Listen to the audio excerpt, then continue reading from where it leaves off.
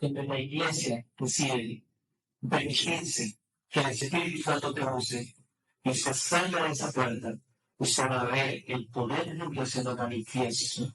Usted va a ver como aquel que está muere todo.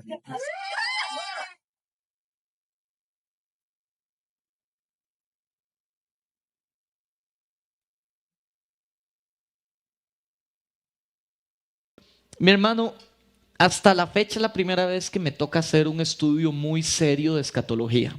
Hasta la fecha, en todos los, creo que 17 o 18 años de ministerio, es la primera vez. Hay varias cosas que manejaba del tema, otras que no, pero me lo tomé muy en serio, para serlo honesto, y ya vamos a empezar a entrarle al tema. He leído mucho, he visto mucho, he estudiado mucho. Las últimas 3 noches he soñado con el tema, en serio. O sea, en serio, en serio. O sea, me sueño estudiando y acontecimientos y cosas. O sea, he estado metido en el tema. Espero que sea de mucha edificación. La reunión pasada el Espíritu Santo me quebró mucho, personalmente. Para mí es algo impresionante estudiar esto. Es lindo, es lindo. Es la esperanza por la cual estamos aquí, y espero que sea de mucha bendición. Hoy estamos empezando una serie que se llama El final de los tiempos. Vamos a estar 4 semanas estudiando esto. Esta serie nace producto de los acontecimientos que están ahorita ocurriendo en Israel. Y si bien vamos a meternos un poco con el tema de Israel, creo que tenemos que definir una base para entender de qué estamos hablando. Creo que lo primero es: Israel como nación marca los tiempos de Dios, es el reloj de Dios.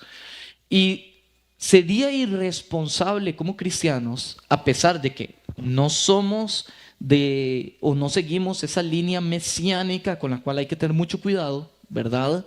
Israel, yo lo dije la semana pasada y lo vuelvo a repetir hoy: Israel está lejos de Jesucristo, están lejos de la salvación, es actualmente una nación pagana, porque la única forma de llegar al Padre, aunque ellos adoren a Dios, es a través del Hijo. Y si no tienen al Hijo, no tienen al Padre. Que no tiene al Hijo, no tiene al Padre. Entonces, entender eso, pero sería muy irresponsable como creyentes que nuestra atención no vaya hacia la nación, porque lo que pasa en la nación marca lo que vamos a vivir nosotros y marca los tiempos de Dios. Entonces creo que ese es el primer punto. El segundo: he visto muchos hermanos, pastores buenos, gente de doctrina, de palabra, entrar en un horror garrafal, y es tratar de predecir cuál es la fecha del final de los tiempos. Porque quiero leerle esto, Marcos 13:32. Pero de aquel día y de la hora nadie sabe, nadie es nadie, ni aun los ángeles que están en el cielo, ni el Hijo, sino el Padre. Y no me voy a meter mucho a estudiar el texto, pero lo que quiero decirle hoy es que sería irresponsable entrar en especulaciones y dar una fecha. Y yo he visto gente que ha dado fechas y las fechas no se han cumplido, y se da un mal testimonio para la iglesia local y un mal testimonio para la gente de afuera, porque quedamos como mentirosos, hermanos. Y yo quiero decirle: mi intención a través de este estudio no va a ser especular con el final de los tiempos, pero hay mucha Biblia que el Señor, la Biblia es un libro escatológico, y ya me voy a meter con palabrillas de domingo, pero la Biblia es un libro escatológico porque la Biblia es un libro de profecía, donde se narran acontecimientos que se han cumplido en su mayoría. Teólogos concuerdan que entre un 85 y un 90% de las profecías bíblicas ya han sido cumplidas, principalmente en Cristo Jesús. Entonces, entender que la Biblia, Dios habla a través de semillas, y Dios siembra una palabra, una semilla, que en sí misma, todo el potencial de la palabra de Dios y de ese árbol está en esa semilla. Pero esa semilla tiene que empezar a echar raíces, crecer como un árbol, para que termine siendo lo que el Señor había dicho que iba a ser. Entonces, Dios es un Dios de procesos. Esto no es de la noche a la mañana que se va a dar. Es un tema donde hay muchas interpretaciones, pero a la vez la Biblia nos invita y quedó registrado las características, los detalles, las personas, los lugares de los acontecimientos por venir. ¿Por qué? La pregunta es ¿por qué? Si usted es creyente, igual que yo, hermano, si usted ha nacido de nuevo, igual que yo, a nosotros nos debería importar poco cuando viene el Señor. Porque la realidad es que usted y yo tenemos una garantía en lugares celestiales. Y yo no sé si usted le puede dar un aplauso a eso, hermano, pero usted y yo tenemos una garantía de eternidad. Entonces viene la pregunta: ¿por qué Dios quiere que usted sepa lo que va a pasar en el final de los tiempos? Porque esto tiene que encendernos a nosotros una alerta. Al creyente que le da miedo que esto se hable, tiene que encenderle a usted una alerta de analizar si usted es creyente o no. Porque para los que le amamos a Él, sabemos que nos vamos a ir con Él. Y vamos a disfrutar con Él, y vamos a estar en el mejor lugar, y el Señor va a estar ahí día y noche. Nos vamos a reencontrar con todos los que han muerto en Cristo Jesús, en gracia. Vamos a conocer a los grandes hombres de la fe. Va a ser glorioso, va a ser hermoso. Pero para el que tiene dudas, hay mucho temor. Porque se habla de un gran juicio que va a suceder en los últimos tiempos, y algunos vamos a pasar eternidad con el amado y otros a eternidad alejados del amado y todo lo que es el Señor. Eternidad en oscuridad. Entonces esto nos tiene que poner un signo de alerta. Y la pregunta es esta: ¿qué estamos haciendo para llevar este mensaje? Si un amigo está caminando directo al precipicio, si mi familiar, mi hijo, ¿qué estoy haciendo y qué estoy dejando de hacer para que él, ella, se vuelva al Señor y no pase una eternidad alejada de Dios? Y nos tiene que despertar, iglesia, y tenemos que salir a predicar y tenemos que anunciar las buenas nuevas, porque los tiempos están cercanos. Y mi hermano, ¿cómo concluye eso? Yo le voy a pedir a usted que saque sus propias conclusiones los próximos días, pero la Biblia dice que en los últimos tiempos veremos una inmoralidad social. Veremos los días de Noé. Estudien lo que eran los días de Noé. Hoy en esta sociedad donde a lo malo se le llama bueno, ya no se entiende qué es verdad, ya no se entiende qué es bueno. La sociedad empezó a aceptar todo, y aunque en la iglesia se ha venido diciendo estos son los últimos tiempos durante mucho tiempo, hoy podemos evidenciar que hay pocas formas en que podamos pensar que esta sociedad esté más corrupta. Pocas maneras. Y el tiempo es ya. Y yo espero que usted salga de estas semanas alertado, hermano. Así que vamos a entrarle. ¿Qué es escatología? Escatología es la rama de la teología. La teología es el estudio. Teos, Dios, logos, palabra, estudio. Una rama del estudio de Dios se llama escatología, que son los acontecimientos por venir y el final de los tiempos. Y creo yo, que de forma superficial, que el libro de Apocalipsis o de Revelación es el único libro que habla del final de los tiempos. Y la Biblia está llena de profetas y de citas que hablan del final de los tiempos. Les quiero decir algunas que vamos a ver en las próximas semanas: Isaías, Ezequiel, Sofonías, Daniel, Zacarías, Joel, el Señor Jesús en los evangelios, Pablo en el libro de Tesalonicense, Corintios, Romanos, Apocalipsis. La Biblia está llena de citas que nos dicen: pongan su mirada en los acontecimientos que van a ocurrir, porque los tiempos son cortos y nosotros somos los responsables de hacer la obra de Dios en esta tierra y de encargarnos de predicar a tiempo y fuera de tiempo, porque, mi hermano, son cortos los tiempos. Y yo quiero hacerle, antes de continuar, una noción del tiempo, porque vamos a hablar de profetas que escribieron hace 2500, 3000 años. Y hagamos una noción de lo que es escribir hace 3000 años acontecimientos que suceden hoy. Hace 100 años usted hubiera dicho, quítese 100 años, hace 50 años, usted hubiera dicho que íbamos a estar en un mundo donde usted podía hacer llamadas entre amigos que vivieran en todos los países del mundo y conectarse en un segundo, y usted le hubieran dicho que usted estaba demente, que estaba loco.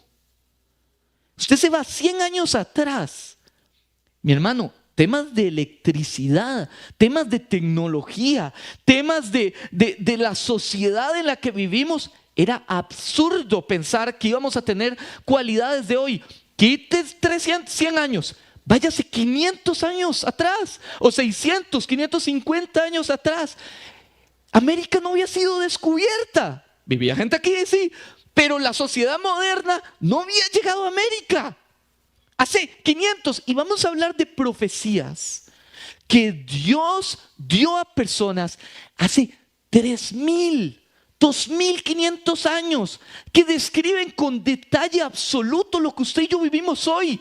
Usted entiende la dimensión de lo imposible que una persona humana hubiera dado esos temas y pensar, esto sí, y claro, iba a pasar.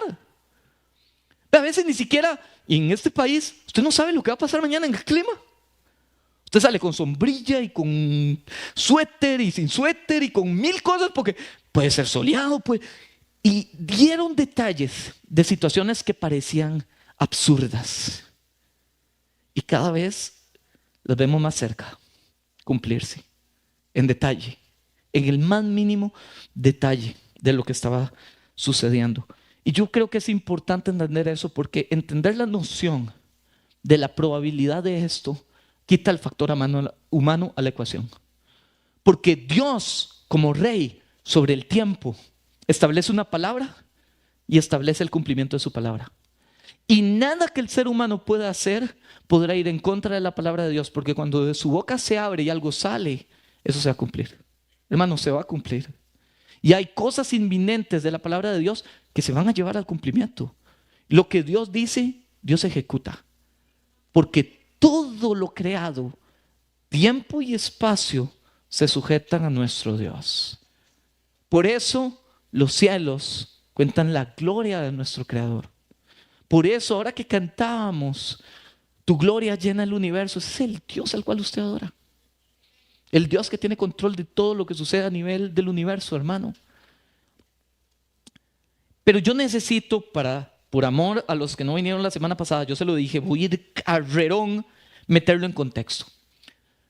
Los primeros 11 capítulos de Génesis, el Señor crea todas las cosas, es el establecimiento de todas las cosas. Dios empieza a crear en el capítulo 1, el hombre es creado, entra en el jardín del Edén, el hombre peca, el pecado lo separa de Dios, el hombre sale y el diseño de Dios para el hombre, que era que viviera en eternidad en medio de la presencia de Dios con el Señor, en una relación perfecta con Dios, el hombre sale porque la paga del pecado es muerte, dice Romanos, mas la dádiva de Dios es vida eterna en Cristo Jesús.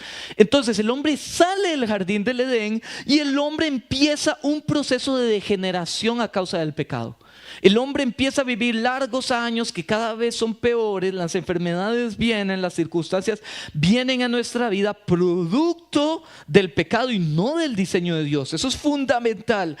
La sociedad se va corrompiendo hasta el punto donde el Señor tiene que mandar un diluvio, borrar la humanidad, borrar el pecado de la humanidad y empezar de cero. Usted lo va a encontrar en la historia de Noé. Más adelante, estas generaciones otra vez se vuelven a corromper. Las generaciones llegan a un punto donde queremos ser Dios. El mismo pecado que pasó en el Edén, el hombre no cambió. Construyen la torre de Babel queriendo alcanzar a Dios, porque nuestro pecado siempre ha sido querer ponernos nosotros en el lugar de Dios y ser reyes y señores sobre nuestras propias vidas. Lo que decimos es lo que hacemos. Nos importa poco lo que diga el Señor, lo que quiera el Señor para nuestras vidas. Nosotros somos el centro idolátrico de nuestras propias vidas. Y el Señor decide empezar su plan redentor escogiendo un hombre que iba a traer el vehículo por el cual nuestro Salvador iba a venir a la tierra, y era a través de la nación de Israel. Y Dios agarra a Abraham, Génesis 12, y le da una promesa y le dice: en ti, Abraham, serán benditas todas las naciones de la tierra. Por eso sal de tu tierra, de tu parentela, de la tierra que yo te mostraré. Sal de Ur de los Caldeos, de actualmente Irak, y yo te voy a llevar a la tierra de Canaán, que es la tierra que yo te mostraré, y ahí te vas a establecer, y ahí vas a hacer bendición, para todas las naciones de la tierra. Entonces aquí hay que dejar claro un par de cosas. El diseño de Dios no era hacer una prioridad con una nación. Era que a través de una nación el Señor iba a modelar su naturaleza. Iba a traer al Salvador a través de esa nación. Pero esa nación debía ser de bendición para el resto de naciones. Y para Dios establecer una nación ocupaba un pueblo con una cultura, ocupaba un lugar físico que Dios les iba a dar en conquista, una nación que no tenía capacidades de guerra, y Dios les iba a dar la posibilidad de conquistar ese lugar, y Dios iba a establecer un gobierno. Entonces Dios les da a ellos, crea, lo vimos la semana pasada, de 3 vientres infértiles. Dios empieza a generar su pueblo y empieza milagrosamente y de una forma donde solo Dios puede hacerse de una nación, de un pueblo que Dios les dice: esta es la cultura que quiero que ustedes tengan. Y usted va, y por eso no podemos leer la Biblia tan en carreras, aunque no aplique para nosotros Levítico o no aplique para nosotros Número, es la forma en cómo Dios está creando su nación. Y Dios les dice: no quiero que ustedes hagan esto, quiero que ustedes practiquen esto. Esta es la forma en que van a hacer culto, esta es la forma en que van a cosechar la tierra, esta es la forma. El Señor les da las instrucciones de todo. El Señor establece su pueblo, le da su cultura, les dice: yo voy a ser Señor sobre este lugar, yo voy a hacer gobierno sobre este lugar. Ustedes no van a tener gobierno, va a ser una teocracia donde Dios va a ser rey, me van a consultar a mí todo lo que ustedes ocupen, y Dios se encarga de darle la victoria sobre esa tierra para que fuera su tierra. ¿Para qué? Para que ellos modelaran la nación perfecta que era Jehová, y el pueblo pudiera decir: queremos lo que ellos tienen. Israel empieza a crecer y Dios empieza a darles victoria con sus altibajos hasta que llegan al tiempo dorado de la nación con David y con el rey Salomón. Y llega al clímax de paz y al clímax de prosperidad, una nación próspera, una nación con fronteras, con ejército, no tenían guerras, tenían bendición para todos, se movían de una forma correcta, hasta que progresivamente, el paso de los años, Israel se vuelve una nación pagana. Se vuelve el Señor. Y yo quiero hacerle ahí un paréntesis, no tiene nada que ver con la prédica, pero es importante. No menosprecie las pequeñas decisiones que te alejan de la presencia de Dios. ¿Sabe cuál es el primer síntoma para alejarse del Señor y volverse a otros dioses? Dejar de congregarse. Al principio no pasa nada. Mira, dejé de ir una vez al mes. Y poco a poco, progresivamente, tu corazón se va a ir endureciendo. Lo pasó a Israel y no crea que no le puede pasar a usted. Por eso el Señor nos manda a orar todos los días, a leer la palabra todos los días, a congregarnos todas las semanas. Mi hermano, porque lo que le pasó a ellos es el anuncio de lo que nos podría pasar a nosotros. No somos diferentes de Israel y progresivamente nos podemos apartar del Señor. Una pequeña zorra en tu vida te puede llevar a muerte y a destrucción. En fin, progresivamente la nación se aleja y con el paso de los años el reino se divide. El reino del norte cae en cautiverio y posteriormente Judá, que se mantuvo un poquito mejor, cae en cautiverio. Israel ha pasado en cautiverio hasta hace muy poquito. Unos más de 2000 años, casi 2400 años en cautiverio. Primero bajo los asirios, los babilónicos, los medopersas, los griegos, los romanos, los otomanos, los británicos y hasta la fecha. Lo que me acuerdo, perdón si se me va algo. Pero Dios ya había hablado de eso. ¿Se acuerda que le estoy diciendo que la Biblia es un libro profético? Vamos a Deuteronomio capítulo 28. Moisés, aproximadamente 3000 años antes, Moisés estaba hablando. Y antes de ellos entrar siquiera en la tierra prometida, ya el Señor en Deuteronomio 4 les había advertido y les había dicho: ay de ustedes si se vuelven otros dioses. Yo les voy a dar la victoria, van a ver mi mano poderosa sacándolos de Egipto, viendo milagros, viendo prodigios, viendo cómo Dios parte el mar, viendo cómo Dios los saca de lo imposible y los lleva al lugar, les da la victoria. Y ojo lo que escribe Moisés. Y Jehová te esparcirá por todos los pueblos, desde un extremo de la tierra hasta el otro extremo. Y allí servirás a dioses ajenos, que no conociste tú ni tus padres, hechos de leño y a la madera, de madera y de piedra.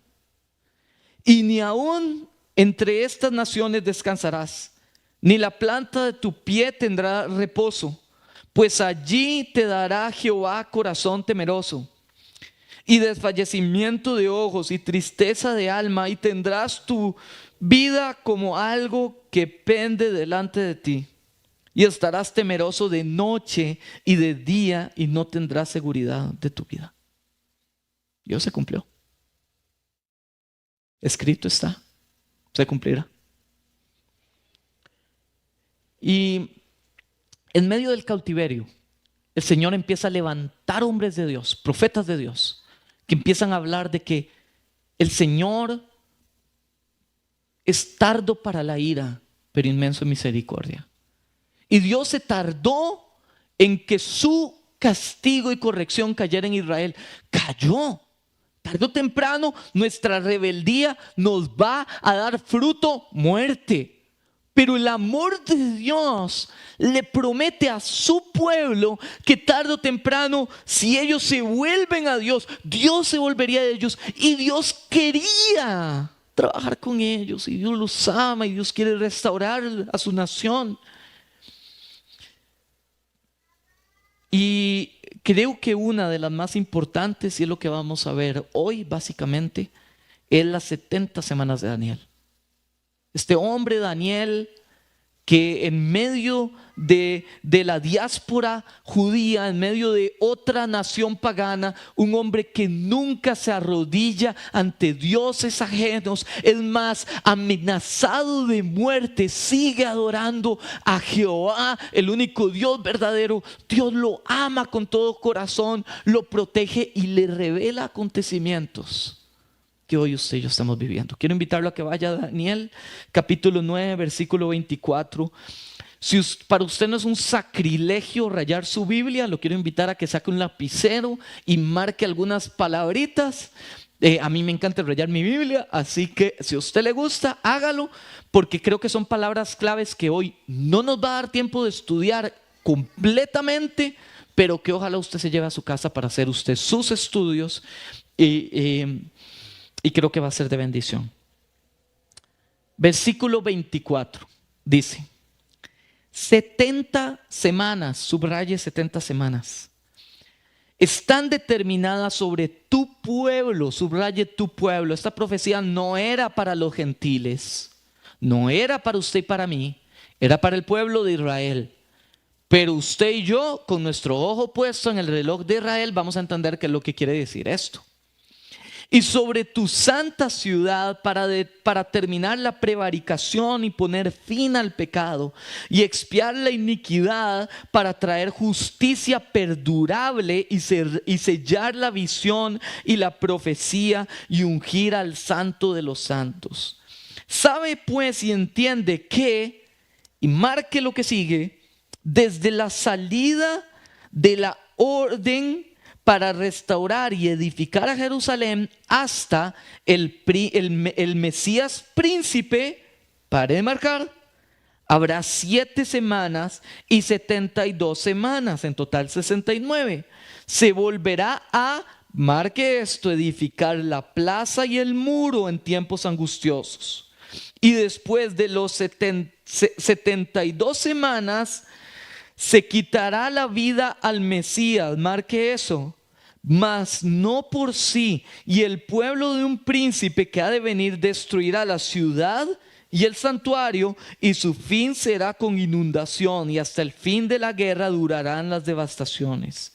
Y por otra semana, la última semana, confirmará el pacto con muchos, y a la mitad de la semana hará cesar el sacrificio y la ofrenda. Después, con la muchedumbre de las abominaciones, vendrá el desolador, subraye eso, vendrá el desolador, hasta que venga la consumación, el fin. y lo que está terminado se derrame sobre el desolador. Lo que está determinado se derrame sobre el desolador. Entonces Daniel, el Señor le da una visión de 70 semanas.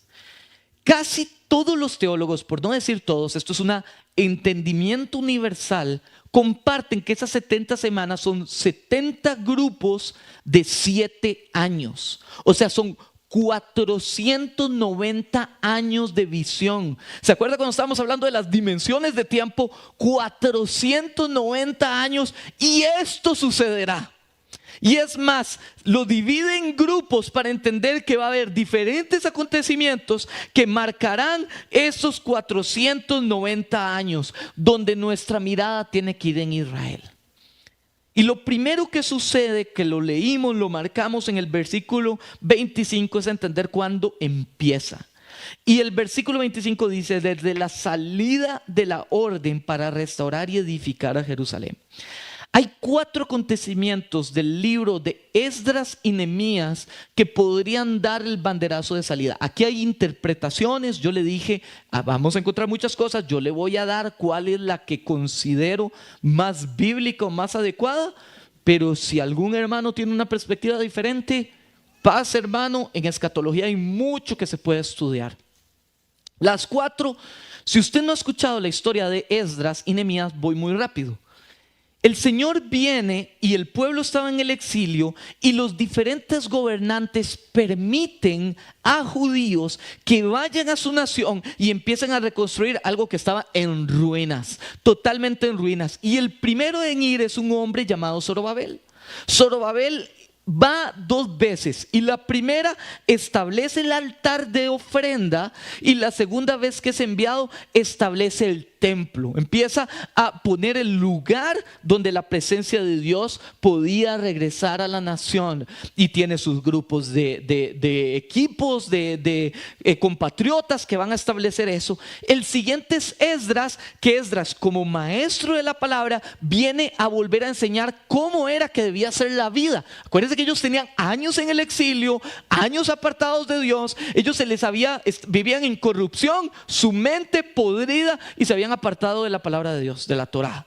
Entonces él viene a restablecer, esta es la vida cristiana, así es como se hace el pacto. Vamos a restablecer el culto a Jehová.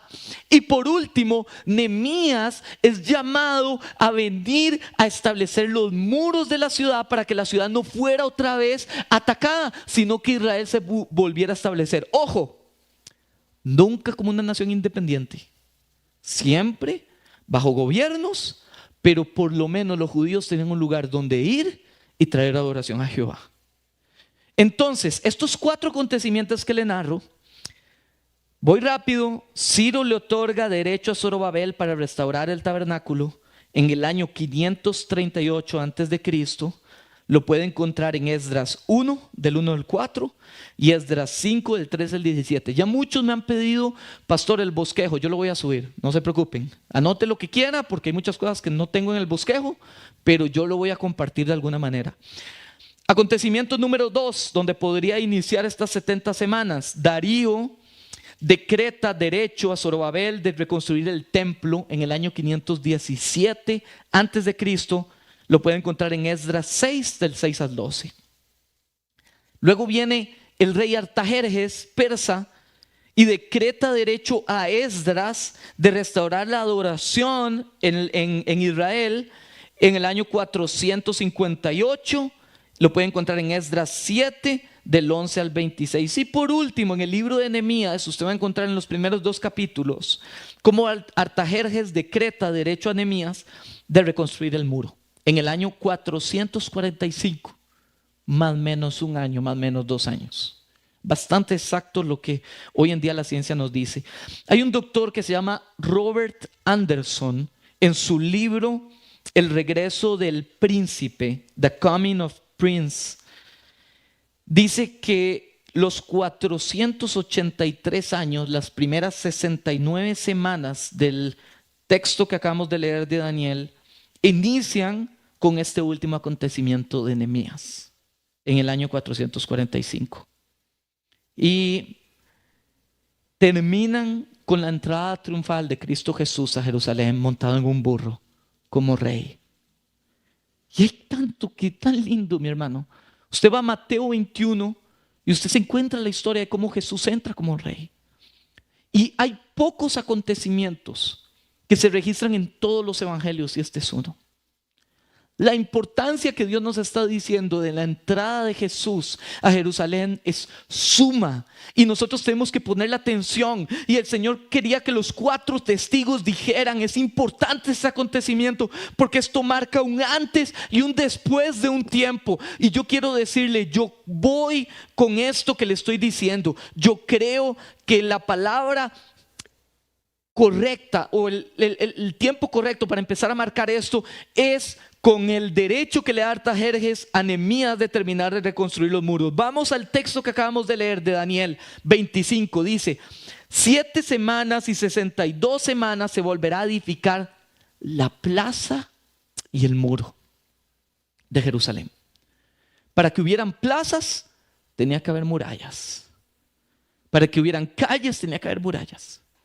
Y si a usted le gusta la matemática, ese es el primer argumento que le doy, pero si a usted le gusta la matemática, si usted se va al año 445 y usted lo calcula con los 483 años, que son años hebreos, la promesa era para Israel, no para nosotros. Y si usted lo calcula en el número de años que sucede en el calendario judío de 360 días y no 365 días, son 476 años, que si usted lo calcula termina siendo el año 31 o 32, que es el año donde Jesucristo entra una semana antes y muere una semana posterior de lo que el Señor había dicho. O sea, el cálculo matemático de Dios era exacto. Exacto. Y la profecía se cumplió exacta a ese tiempo. En resumen,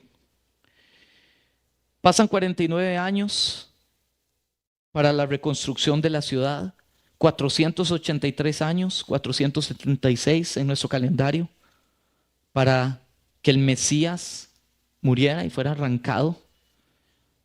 Y queda una semana que ya la vamos a desglosar un poquitito, que es la última semana, la semana 70 de Daniel, donde van a haber 3 años y medio de paz, que se llama la tribulación, y 3 años y medio de guerra, que se llama la gran tribulación. Y culmina con una batalla que se llama la batalla de Armagedón. Hoy no lo vamos a ver, pero en las próximas semanas nos vamos a sentar a ver qué es esto.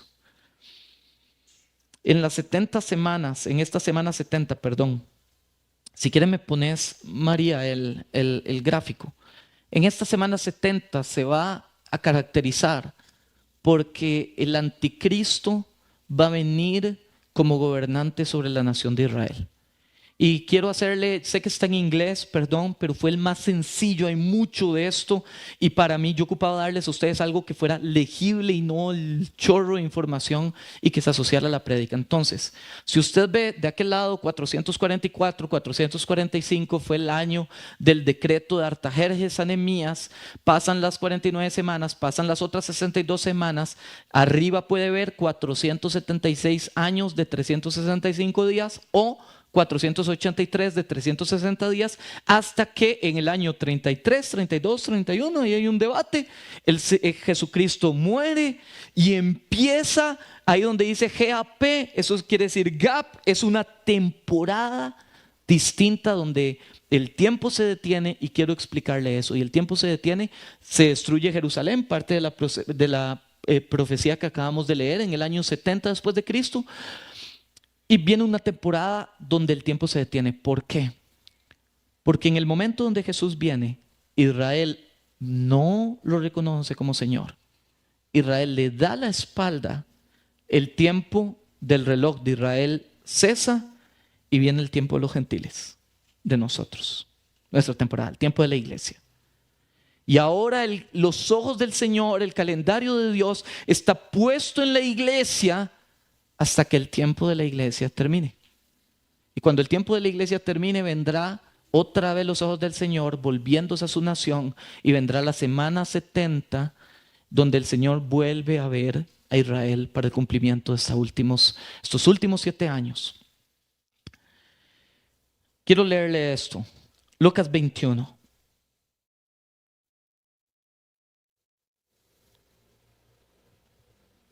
Y caerán a filo de espada y serán llevados cautivos a todas las naciones.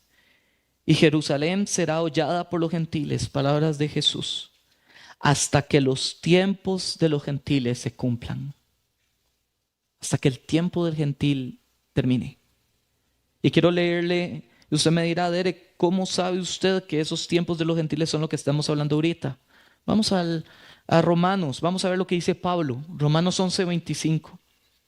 Porque no quiero, hermanos, que ignoréis este misterio, para que no seáis arrogantes en cuanto a vosotros mismos, que ha acontecido a Israel endurecimiento en parte.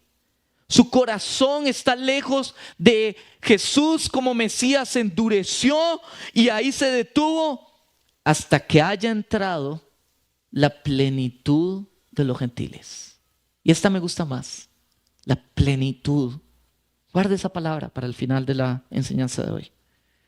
Romanos 11:25. Entonces, volviendo al gráfico, en la última semana, y lo vamos a ver más adelante en detalle, el anticristo entra haciendo un pacto con los judíos, profetizado por Jesús. Esta no la dije, creo que en la prédica pasada, pero en gloria a Dios siempre salen cosas diferentes. Juan 5:43 dice, Jesús hablando, yo he venido en nombre de mi Padre y no me recibís. Y si otro viniere en su propio nombre, a este recibiréis. Y la pregunta es, ¿por qué recibieron a otro? ¿Por qué? Porque hay una venda sobre el pueblo de Israel. Porque la única forma de entender los asuntos espirituales es teniendo al Espíritu Santo de Dios. Y si tuvieran al Espíritu Santo de Dios, tendrían al Hijo. Y si tuvieran al Hijo, tendrían al Padre. Pero hoy el pueblo está vuelto esperando la venida de una figura política que traiga paz y resolución sobre la nación. Y cuando usted pone su mirada en hombres, hombres vendrán y vendrá un hombre. Y yo no creo o no sé, no estoy seguro si será una persona física o un sistema. Yo no puedo darle garantía de cuál de los dos sea. Es más, pienso que es un poco de ambas. Pero vendrá alguien que traerá 3 años de paz a restablecer cosas en Israel. Lo primero que va a restablecer la adoración en Israel a Jehová, como en los antiguos tiempos. Pero para que eso suceda, tiene que venir el tercer templo. Y tiene que venir la adoración de antes. Eso no ha sucedido. Uno de estos días lo vamos a estudiar, pero el tercer templo tiene que ser establecido para que ellos traigan adoración por 3 años y medio. Israel se va a gozar y a los 3 años y medio se va a volver y va a empezar a traer abominación y guerra. Y todo se volverá contra Israel y serán los últimos tiempos. Los últimos 3 años y medio. Hasta que viene el Señor. Quiero cerrar con esto. No es un cierre cortito, pero creo que es fundamental. Apocalipsis narra los acontecimientos por venir. Y si usted ya tiene tiempo en la iglesia, hace poco hicimos una serie que se llamaba El mensaje a las 7 iglesias y estudiamos que Apocalipsis 1, 2 y 3 son textos para la iglesia hoy. Era para iglesias que había en Asia Menor, pero aplican a la forma nuestra de hacer iglesias. ¿Se acuerda que yo le había dicho, Dios abre ventanas de tiempos en Apocalipsis y Dios te lleva de un tiempo a otro y se brinca temporadas para poder dar el mensaje que Él quería? Y los primeros 3 capítulos son esa temporada donde el Señor le habla a la iglesia directamente y Dios les dice cómo vivir. Luego vienen capítulo 4 y 5, donde viene un tema de adoración celestial. Y si usted puede leerlos en su casa, léalos, porque no me da tiempo, pero de verdad cuando usted termine de escuchar esta prédica, usted va a querer leer eso. Y es glorioso cómo se manejan los cielos, los 24 ancianos, los seres vivientes, y arrojan sus coronas delante del Señor. Santo, santo, santo. Y empieza a contar cómo era la adoración en ese tiempo. Y luego entra el capítulo 6 al capítulo 19, la descripción detallada al final de los tiempos. Hasta que el Señor viene. Ya no viene como cordero, Viene como rey, viene en caballo, montado en caballo blanco. Dice que Él vendrá fiel y verdadero y ya no viene solamente no sé, Él viene a cumplir su plan, su propósito. Él viene a gobernar, viene a traer paz y viene a resolver todo y a empezar el establecimiento de los 1000 años que vienen más adelante, del tiempo de los 1000 años. Y usted me dirá, mi hermano, ¿y qué son ese capítulo 4 y 5? La plenitud de los gentiles. Hermano, con esto hay mucha interpretación, pero yo hoy le quiero dar la mía. Apocalipsis es un libro cronológico, con ventanas de tiempo, pero es cronológico. Va detallando lo que va, lo que sigue y lo que sigue. Y cuando usted entra al capítulo 5, usted se va a dar cuenta de una cosa. Ese es el arrebatamiento de la iglesia. John MacArthur está de acuerdo con esto. Muchos teólogos están de acuerdo con esto y yo lo creo. El Señor, antes de que empiece los 7 años de tribulación, Dios se lleva a su iglesia. A todo el que ha entregado su vida al Señor, el Señor va a venir y de la noche a la mañana no vamos a estar acá. Yo le quiero decir una cosa, hermano. No hay ni una sola palabra profética que falte para cumplir, que condicione que el arrebatamiento puede ser hoy, puede ser ya. Podríamos estar hablando de esto y el Señor venir ya, no hace falta nada. Lo que falte para cumplirse es para Israel, es para que el Señor cierre, pero esto es hoy y es ya. Y esto nos tiene que ocupar y nos tiene que levantar, porque hay gente que se está perdiendo, mi hermano. Y le voy a decir una interpretación, yo no la comparto mucho, para serle muy honesto, pero hay gente que piensa que cuando el Señor establece el modelo de 7 días y trabaja 6 y el séptimo Él descansa, que esos 7 días son 7 grupos de 1000 años, porque la palabra de Dios dice que un año es como, que un día es como 1000 años para el Señor y 1000 años como un día. Y tal vez han tomado un poco literal y ahí es donde yo no estoy tan de acuerdo. Pero si usted se va al calendario judío, anda por el año, si no me acuerdo, 5986, 87, 14 años de cumplirse el 6º día.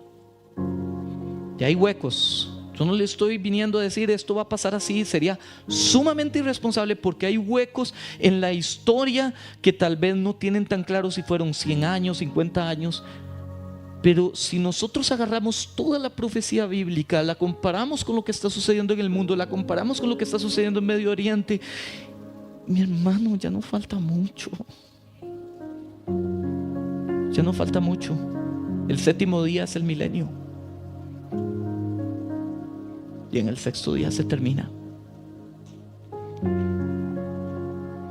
El 8º día es la plenitud. La eternidad con el amado. Y esto tiene que llevarnos a pensar 2 cosas. Si usted tiene miedo hoy, mi hermano, es porque no está convencido de que el Señor Jesús es su Salvador. Y si usted no está seguro, yo le estoy tratando de dar la mayor cantidad de detalles para que usted vea que los tiempos son cortos y es tiempo de volverse al Señor. Es tiempo de volver nuestra mirada a nuestras casas. Es tiempo de volver la mirada a nuestros amigos. Es tiempo de anunciar las buenas nuevas, porque hay mucha gente caminando directo al precipicio. Y nosotros tenemos la verdad y nosotros somos los que podemos ver y decirles: no se muera, por amor, no tiene que terminar así. No tienes que terminar así.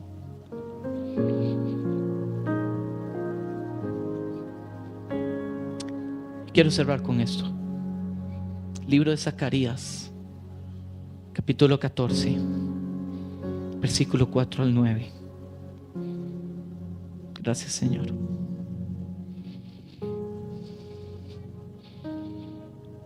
y se afirmarán sus pies en aquel día sobre el monte de los olivos, que está enfrente de Jerusalén, al oriente. Y el monte de los olivos se partirá en medio hacia el oriente y hacia el occidente, haciendo un valle muy grande, y la mitad del monte se apartará hacia el norte y la otra mitad hacia el sur. Y huiréis al valle de los montes, porque el valle de los montes llegará hasta Sal. Y huiréis de la manera que huisteis por causa del terremoto en los días de Usías, rey de Judá. Y vendrá Jehová mi Dios, y con él todos los santos. Hermano, ese es usted y yo. Yo no sé si usted lo dimensiona o lo espera, pero es el día del regreso del Señor, acompañado de usted y de mí, de su iglesia, a gobernar. A gobernar. Y usted y yo lo veremos con nuestros propios ojos. Y acontecerá que en ese día no habrá luz clara ni oscura. Será un día el cual es conocido de Jehová solo por él, que no será ni día ni noche, pero sucederá que al caer la tarde habrá luz, luz de Jesús, luz del Padre, porque en sí mismo ahí está la luz. Y acontecerá también que en aquel día que saldrán de Jerusalén aguas vivas, la mitad de ellas hacia el mar oriental y la mitad hacia el mar occidental, en verano y en invierno. Y Jehová será rey sobre toda la tierra. En aquel día Jehová será uno, y uno su nombre. Hermano, yo no sé si esto a usted le motiva como me motiva a mí, pero si usted ha luchado toda su vida por mantener su fe, esperando ver eso, es difícil ser cristiano en este tiempo. Todo, usted dice que es cristiano en su trabajo, te van a perseguir. Usted dice que es cristiano en su escuela, te van a perseguir. Se va a echar encima a sus profes, a sus jefes. Todo en este tiempo, la brujería aparece a flor de piel. Todo es esotérico. Usted no puede ver televisión, no puede escuchar música. Y llegará días donde la gente no podrá adquirir cosas ni alimentos, porque la única forma es dejándose la marca de la bestia. Pero yo no sé usted, porque toda esa lucha, cuando usted diga: Señor, he guardado tu palabra, he guardado tu palabra, ahí voy. Ese día, cuando usted vea esto con tus ojos, usted dirá: valió la pena. No, estos días en mi casa empezó a caer una rayería muy extraña, y cayó un rayo, y yo no sé qué producto, qué onda empezó a hacer, pero como hace un año o hace 2 años empezó a sonar y cada vez era más grande. Y yo, en serio, hermano, yo dije: Señor, aquí voy para arriba, Señor, ese eres tú. No lo fue, pero yo le quiero preguntar a usted: ¿está listo? Como ladrón en la noche va a venir. ¿Está listo usted? Para que cuando la señal esté en los cielos, usted diga: Señor, ahí voy. O que usted diga: ¿cómo no lo hice antes? ¿Cómo no me arrepentí antes? ¿Cómo no me volví a ti antes? Y usted me dirá: pastor, ¿cómo sabe que esa profecía es para el Señor? Hechos 1, del 10 al 12. Y estando ellos con los ojos puestos en el cielo, Jesús acaba de ascender. Entre tanto que él se iba, he aquí que se pusieron junto a ellos 2 varones con vestiduras blancas, las cuales también le dijeron: 2 ángeles, varones galileos, ¿por qué están mirando al cielo? Este mismo Jesús al cual tú le cantas en la iglesia, al cual tú le oras en tu tiempo solo, el cual tú clamas cuando tienes problemas, el cual te habla a través de su palabra, ese mismo Jesús que ha sido tomado de entre vosotros al cielo, así vendrá. Como le habéis visto ir al cielo, a como ascendió, así va a regresar. Entonces volvieron a Jerusalén desde el monte que se llama el Olivar. ¿Lo viste salir de aquí? Como Zacarías profetizó, aquí es donde va a regresar. Aquí va a tocar y aquí se va a partir. Ese es el mensaje para usted y para mi hermano hoy. Yo quiero invitarlo a que usted cierre sus ojos ahí donde está. Yo quiero hacer un llamado hoy. No puedo hablar esto sin el llamado. Si usted tiene dudas de su condición espiritual, ya no puedes darle la excusa a la vergüenza. Usted puede haber venido aquí a la iglesia toda su vida, pudo haber nacido aquí.